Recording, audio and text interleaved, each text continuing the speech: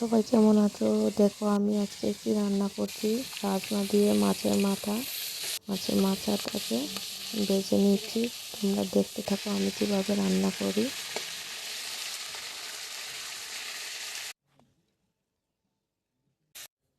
দিয়ে দিলাম পাঁচফোড়ন,